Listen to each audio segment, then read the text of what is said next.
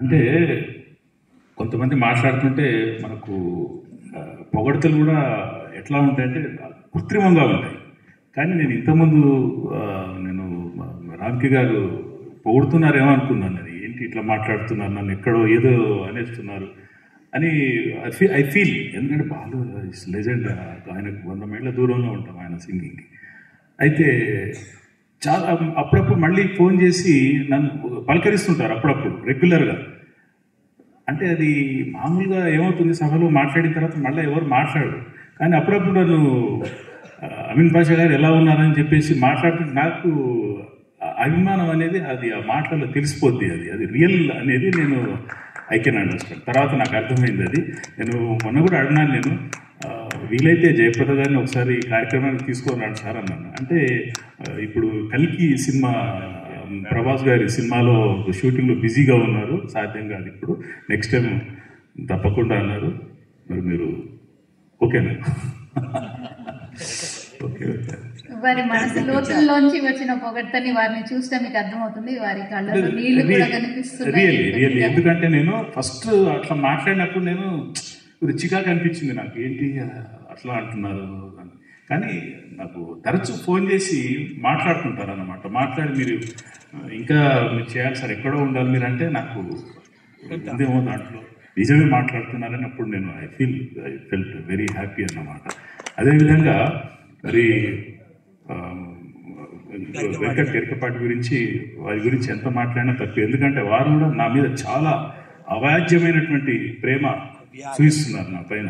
అందుకు నేను ఏ విధంగా నేను కృతజ్ఞతలు తెలియాలో నాకు తెలియదు నాకు. ఎందుకంటే వారు మంచి పొజిషన్లో ఉన్నటువంటి వ్యక్తి, స్టేట్ బ్యాంక్ ఆఫ్ ఇండియాలో జనరల్ మేనేజర్.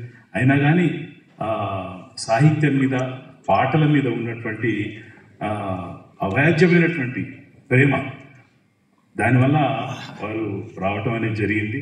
మీరు చేయండి పాషా గారు, కొంత నాకు తోడ్పాటు ఇవ్వటం జరిగింది.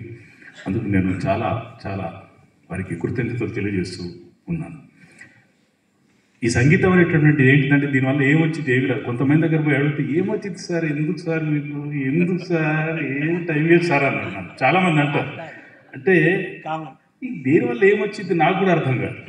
దేనివల్ల ఏమొచ్చింది, డబ్బు ఉంటుంది, కొంతమంది దగ్గర కోట్ల డబ్బు ఉంటుంది, మరి వాళ్ళకి ఏమొచ్చింది, కొంతవరకే కదా దాన్ని మనం యూజ్ చేసుకునేది.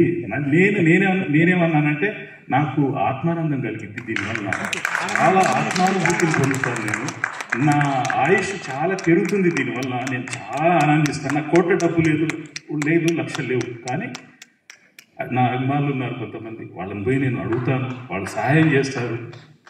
దానివల్ల నేను అనేక కార్యక్రమాలు చేయాలనేటటువంటి ఉత్సాహం ఉంది, ప్యాషన్ ఉంది, మంచి సంగీత కళాకారులతో చేయాలనేటటువంటి ఉద్దేశం ఉంది. అదే నా జీవిత ధ్యేయం కూడా. ఇంకా ముందు చేయాలనేటటువంటి ఆ అభిలాష అనేటటువంటిది అనేది నా కోరిక, అది అందుకే సంగీతం అనేటటువంటిది ఒక ఆత్మానందాన్ని కలిగిస్తుంది, మనకు ఎంతో అనుభూతిని కలిగిస్తుంది. దేవుడు ఎన్నో అద్భుతాలు సృష్టించాడు, దాంట్లో సంగీతం అనేటటువంటిది ఒక అత్యంత అద్భుతమైనటువంటిది. సముద్రం, దానివల్ల ఎంత ఆనందం కలుగుతుందో ఆ ఆనందానికి చాలామంది ఈరోజు దూరం అయిపోతున్నారు. ఎందుకంటే ఈ వెస్టర్న్ మ్యూజిక్, ఈ డీజేలు, ఒక అర్థం లేనటువంటి సంగీతం మనం దాన్ని దాని ఒక శబ్దం అన్నమాట. దానికి ఒక సాహిత్యం లేదు, ఒక మ్యూజిక్ లేదు, ఏమీ లేదు, మెలోడీ లేదు దానికి. ఇలాంటి పరిస్థితులలో నాకు చేతనైన మంచి పాటలు తీసుకొని, మంచి సాహిత్యపరమైనటువంటి పాటలు, ఫాస్ట్ బీట్లో కూడా మెలోడీ, ఇందాక అబీబీ పాట పాడాం, అది ఫాస్ట్ బీట్, బట్ దాంట్లో ఎంతో మెలోడీ ఉంది దాంట్లో. అలాంటి కొన్ని పాటల్ని తీసుకొని మంచి పాటల్ని చేయాలనేటటువంటిది నా ఉద్దేశం. దీనివల్ల నాకేమో ఈరోజు చాలా విశిష్టమైన రోజు. యాక్చువల్గా నేను very great fan of SPB గారు, the senior most singer and the legend of singing. అలాంటిది ఒకసారి 2-3 ప్రోగ్రామ్స్ ఇక్కడే, వేరే ప్రోగ్రామ్స్ నేను వచ్చినప్పుడు ఏం ప్రోగ్రామ్ ఒకటి జరుగుతుంది, బయట ఆయన బ్యానర్ చూసి అసలు ఎవరో ఈయన ఇంత బాగా ఎస్పీబీగా పాడుతున్నారని బయట చెప్పడంతో నేను జస్ట్ కేమ్ ఇన్సైడ్. వెళ్ళిపోదాం అనుకుని లోపలికి వచ్చాను, ఇదే రవీంద్ర భారతిలో. బట్ ఆ రోజు కూర్చున్నాక అసలు ఎక్కడికో తీసుకెళ్ళిపోయాడు ఆయన. అంటే గాన గంధర్వుడు ఎస్పీబీ అని మనం అంటాం, నిజంగా ఇస్ ఎ గ్రేట్ సింగర్, గానగంధర్వుడు ఆయన.